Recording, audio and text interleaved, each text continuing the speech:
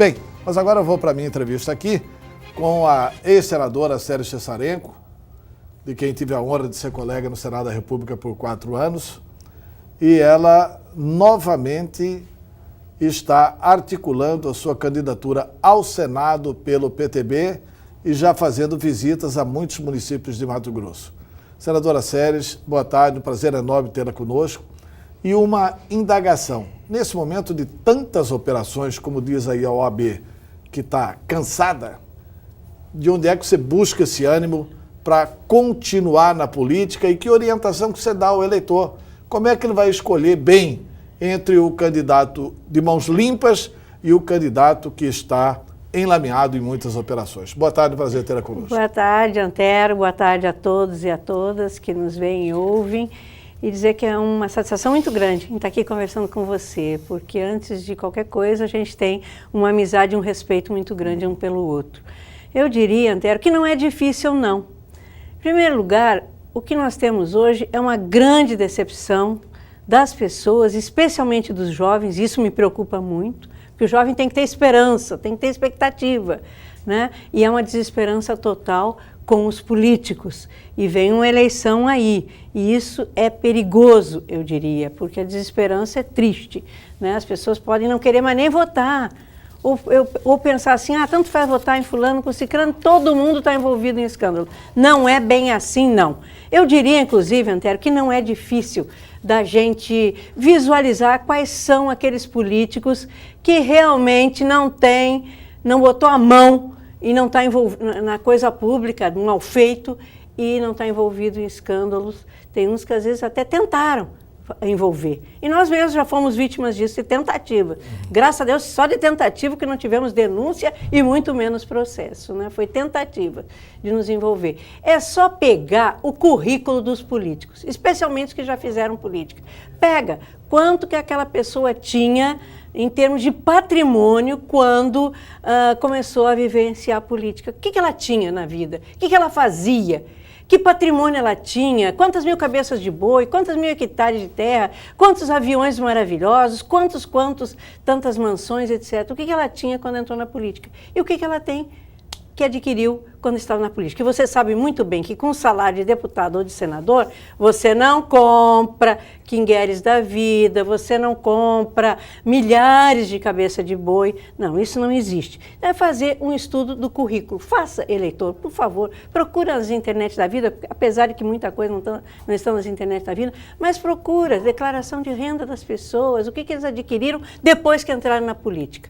O que adquiriu depois que entrou na política não dá para ficar desconfiado, e muito desconfiado, porque tem muita gente que não tinha praticamente nada, entrou na política e hoje é multimilionário. Tem alguma coisa errada. Senadora Séries, a sua filiação ao PTB, quando você se filiou ao PTB, você recebeu do partido a garantia de que vai ter direito a ser candidato ao Senado? A senhora vai ser candidata ao Senado? Hoje o PTB lhe dá essa garantia? Olha, Antero, eu diria que eu acabei tendo que desfiliar do PT, onde estive praticamente 25 anos, né, batalhando muito na política, mas muito mesmo, né, mas as coisas foram-se... O PT tem uma base guerreira, uma base de luta, mas tinha algumas pessoas a nível regional que realmente não gostavam, não queriam a forma com que eu fazia política, com a seriedade, realmente com muita determinação. E eu acabei tendo que pedir para sair do partido, senão certamente eu seria expulsa, né? Eu tive com muita honra o convite de 14 partidos e acabei, né, pela história passada do próprio PTB, né, me filiando ao PTB. Eu não vou te dizer que tive garantias, porque garantias na política é muito difícil. Alguém deu garantias, né? Mas eu tive toda uma conversa com a direção do PTB na época, por várias vezes, e eles sempre disseram que queriam que eu fosse para as fileiras do PTB para a gente continuar organizando e fortalecendo o partido em Mato Grosso especialmente, e que eu seria certamente uma pretensa candidata ao Senado. E isso ele vem mantendo até hoje. O PTB diz, até os dias de hoje, que a candidata que quer buscar, está buscando a minha candidatura majoritária aqui, né? O Senado é uma candidatura majoritária, né? Ao Senado da República por Mato Grosso. Tá. O PTB está muito próximo da aliança com o senador Pedro Taques. E se houver o nome de outro senador na aliança com Pedro Taques, como é que fica a candidatura ao Senado das Ceres? Sai candidata mesmo assim? Olha, o meu presidente, o presidente do PTB, né? Porque dizem que o grande favorito para ser o senador na chapa do Pedro Taques é o senador Jaime Campos Eu não sei bem qual é o motivo, né? Mas deve ter algum motivo, que ele é muito mais preferido que eu. Eu não sei qual é o motivo, mas é o que dizem, né? O nosso presidente do PTB, o Chico Galindo, ele participou da última reunião e era uma reunião com 14 partidos, com a presença de 14 partidos, e foi dito lá com todas as letras, segundo ele me comunicou, né, que o candidato a senador na chapa do senador Pedro Taques ao governo sairia daquele conjunto de 14 partidos ali, que seria dali. Claro que ali tem os pré-candidatos, que são o atual senador Jaime Campos e eu, né, que sou a pré-candidata ao Senado pelo PTB. Então a gente está aguardando que essa coisa seja resolvida. Agora, como eu já sei que você vai complementar a pergunta, né? Você já fez, eu que não respondi. Se a opção for pelo senador, né? E aí é muito possível, a vontade e a determinação do PTB, a gente sairá, se necessário for, até com chapa pura. Pois é, mas e se houver a possibilidade legal de sair o senador Jaime na chapa com Pedro, apoiando o Pedro Taques, e sair o PTB com as Ceres, também apoiando o senador Pedro Taques ao governo? Olha, Antero, essa consulta, inclusive, até onde eu estou informada, já foi feita e parece que não é possível. Mas, se for possível, eu creio que é um caminho muito interessante. As suas andanças pelo interior, o que a população mais está pedindo em Mato Grosso? Tenho andado bastante, Antero, e é um negócio assim até meio esquisito eu te falar aqui. Eu já estive, de novembro para cá, eu já visitei de forma extremamente limitada, economicamente limitada, né? Que a gente não tem as condições. Inclusive, eu andei um pouco com o senador Pedro Taques no Araguaia, né? Que foi excelente, por sinal. Foi uma andança primorosa, eu diria, todo mundo chamando de eterna senadora, volta a volta, uma coisa assim entusiasmante para a gente, né? Então, eu já visitei, nós estamos beirando os 80, acho que são 78 municípios de Mato Grosso que eu já visitei de novembro, dezembro para cá. Né? É sempre aquela, eu diria que é desagradável, é assim, sem graça, vamos dizer, eu te falar. Mas é sempre aquela história do volta a volta, porque a senhora contribuiu muito para Mato Grosso. E aí entra aquelas coisas do macro, né, das estradas, como a 158, que a história é longa e comprida, né, e tantas outras. Entra a questão do Luz para Todos, claro que era vereadores, prefeitos, deputados, todo mundo correndo atrás. Mas quem ia, botava o pé na porta e fazia liberar todo começo de ano aquele dinheiro para cumprir, né, o programa. Sempre quem tinha que botar a cara era a senadora, né?